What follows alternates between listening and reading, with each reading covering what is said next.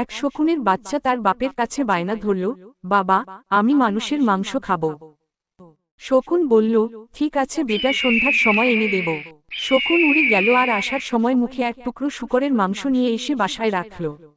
বাচ্চা বলল, বাবা, এটা তো শূকরের মাংস, আমি মানুষের মাংস খেতে চাই। বাপ বলল, অপেক্ষা কর বাবা। শকুনটা আবার উড়ে গেল আর আসার সময় এক মরা গরুর মাংস নিয়ে এলো। বাচ্চা বলল, আরে, এটা তো গরুর মাংস নিয়ে এসেছ, মানুষের মাংস কোথায়?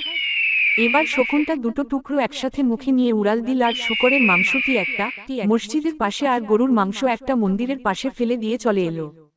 কিছুক্ষণের মধ্যেই সেখানে শুরু হলো দাঙ্গা। কয়েকশো মানুষের লাশ পড়ে গেল। তখন গাছের ডাল থেকে নেমে বাপ বেটা মিলে খুব তৃপ্তিতে মানুষের মাংস খেল।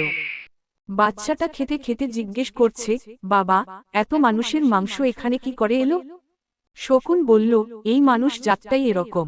সৃষ্টিকর্তা এদেরকে সৃষ্টির সেরা জীব মানুষ হিসাবে সৃষ্টি করেছেন, কিন্তু ধর্ম আর রাজনীতির নামে এদেরকে আমাদের থেকেও হিংস্র বানানো যেতে পারে।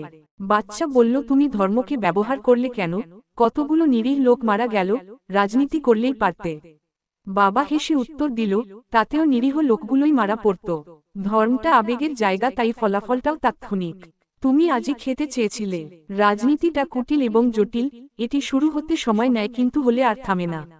বাচ্চা বলল, তোমার অনেক বুদ্ধি বাবা। শকুন, আরে ধুর, এটা তো আমি মানুষের কাছ থেকেই শিখেছি। এদের একটা অংশ যখনই কোন অনিষ্ট করার চেষ্টায় ব্যর্থ হয় তখনই সহজ রাস্তা হিসেবে হয় ধর্মকে, নয়তো রাজনীতিকে ব্যবহার করে।